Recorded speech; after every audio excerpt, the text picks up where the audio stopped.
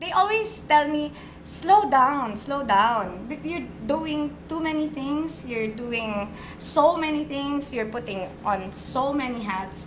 You're wearing out yourself. But what they don't know is that it's actually what's keeping me here. Kasi Right.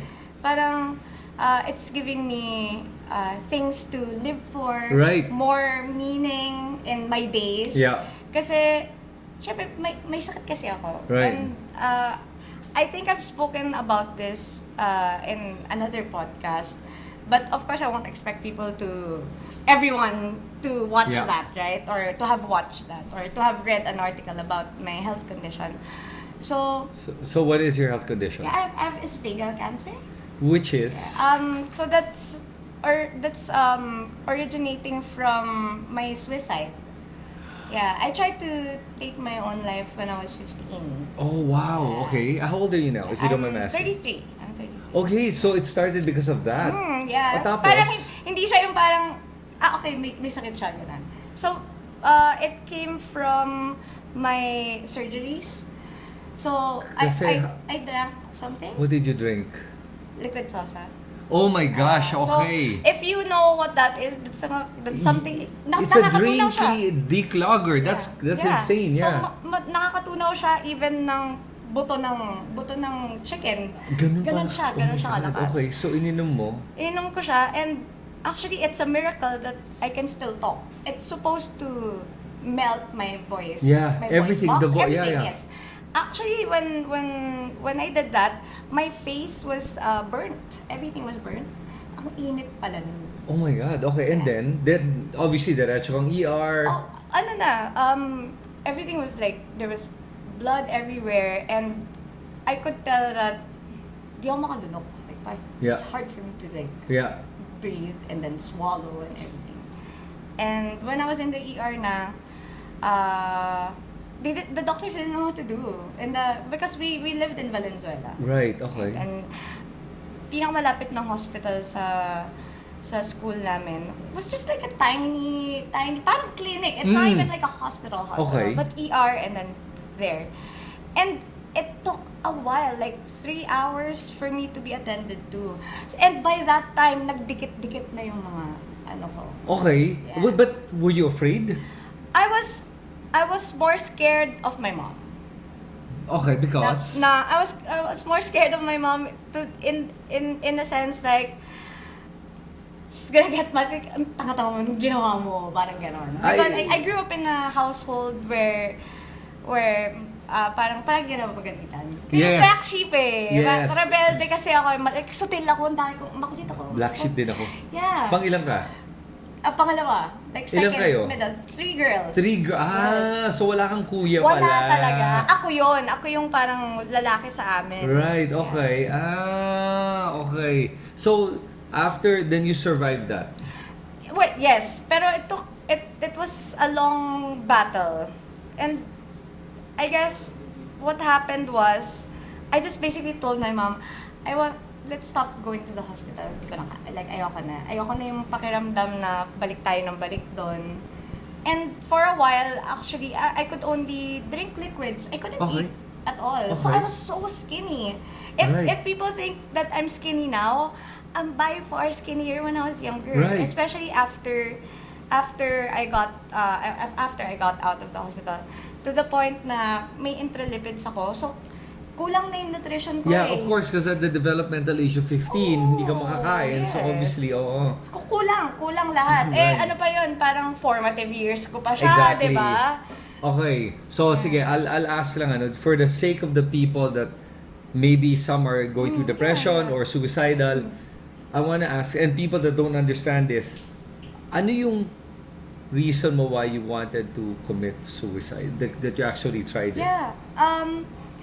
I think around that time, yung mga ganong years, when I was in high school yun eh, I felt mostly like on my own, by myself. I couldn't connect with my older sister because she was far older. She was already in college when I was still in first year, second year. And my younger sister would be too young for me to tell her Right. about my woes, right? And my dad was always out for work. Wala akong, we weren't the type of family na open na parang, Dad, Yes. I'm having problems. Walang ganon Right. Nung mga panahon na 1990s, Yes. walang mental health, walang ganyan. Mental health, anong depression?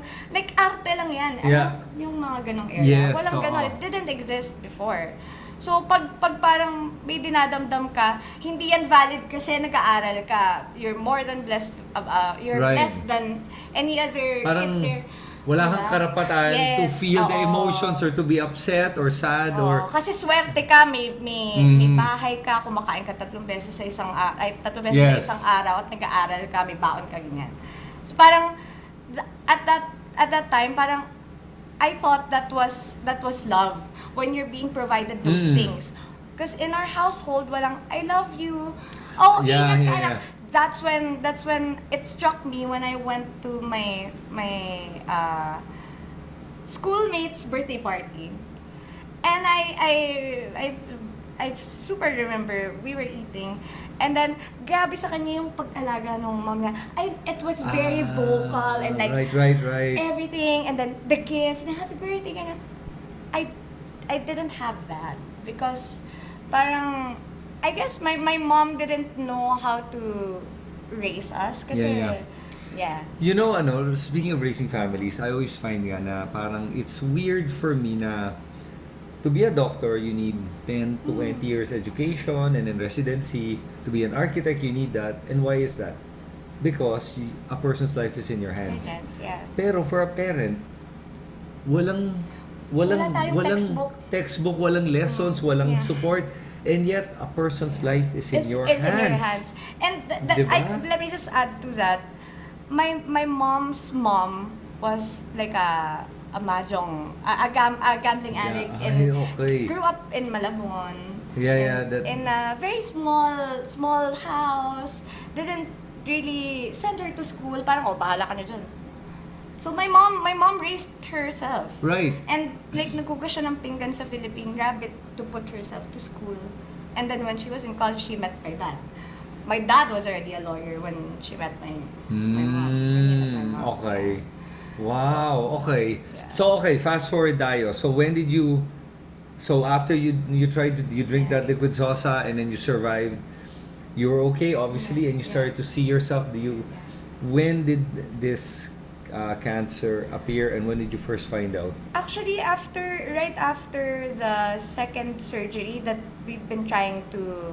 Kasi they're trying to connect my longer intestine to whatever esophageal part was left. No, wala kasi siya. It's Nag-melt talaga. yes, Oh my it's God. non-existent now. Or what? Wow, that what must have been a serious surgery. very serious. Okay. I actually have the A scar? Oh, yeah. So I have the gastrostomy hole here. Just in any case, back up. If ever I can't eat na talaga. Pasok dito. Yes, I can. I can call There's a a- nurse. I can call. Yes, There's this is yes. a plug there. Yes. Oh my So gosh. I could just get in the what do you call it, the intubation process. Yeah. And then Ready to go in ready to go, case. yes. Oh my gosh. Okay.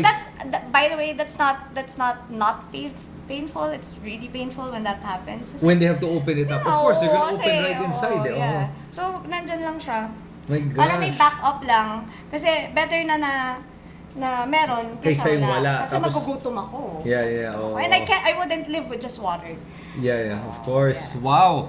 Patty, your story is getting more and more interesting than the first time I thought about this. Okay, so what year was it when you found out you had the cancer?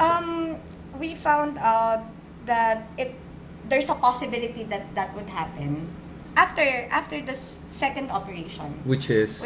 around 2010.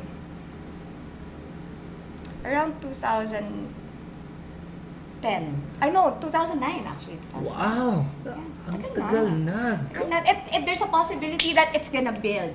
So, okay lang. Sabi namin, bata ka pa anak, yung mga parents Yeah. ko, bata ka pa anak, hindi yan, mawawala yan.